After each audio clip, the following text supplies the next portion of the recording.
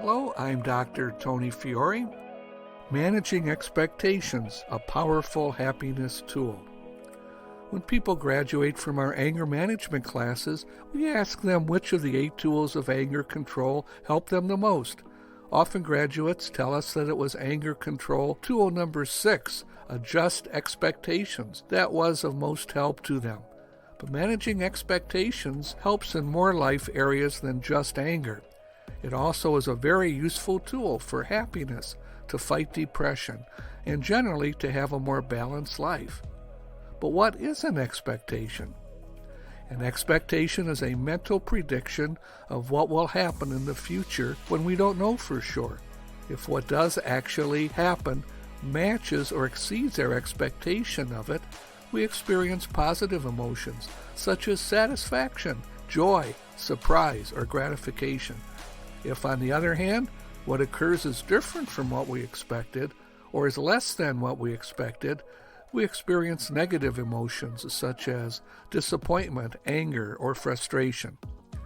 To fight depression, to be less angry, to have less life frustration, it is important to develop the skill of closing the gap between what we have and what we expected in the first place.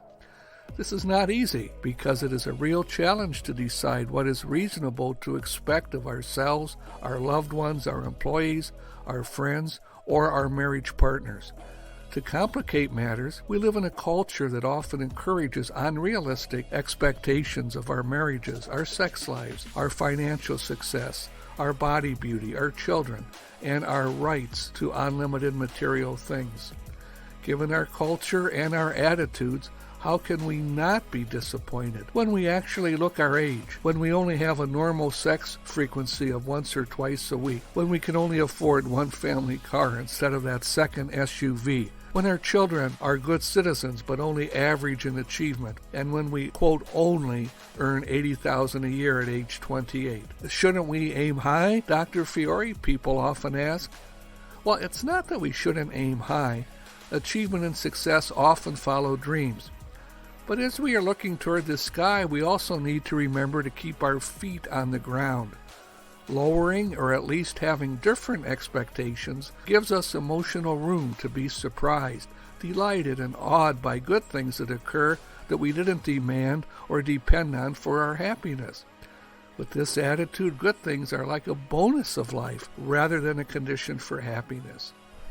But what should we expect in marriage? Well, in relationships, unhappy people often expect something different than what they get. Again, this is sometimes due to children growing up with the Hollywood fantasy of what marriage is like.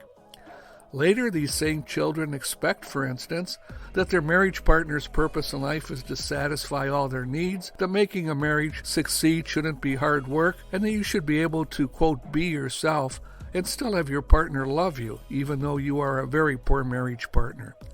Unfortunately, sometimes we discover that we don't know our partners very well at all, even though we thought we did back when the hormones were still distorting our perception, like during courtship.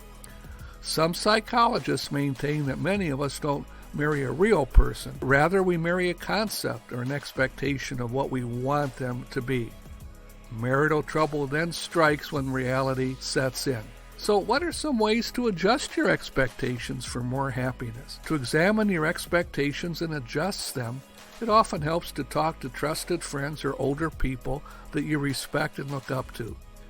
Research shows that it really helps to talk to trusted people who have been through what you are confused about. You might also have sessions with a qualified therapist to help you sort things out. Other suggestions would include 1. Mentally preparing yourself and others ahead of time for what may or may not happen. Sharing possibilities and outcomes with others can do much to reduce conflicts. 2. Stop shoulding in your self-talk. Think of the word should less often, because that word is a surefire formula for frustration and upset. 3. Try to see disappointing things or people from a different perspective, focusing on different aspects of the person or situation.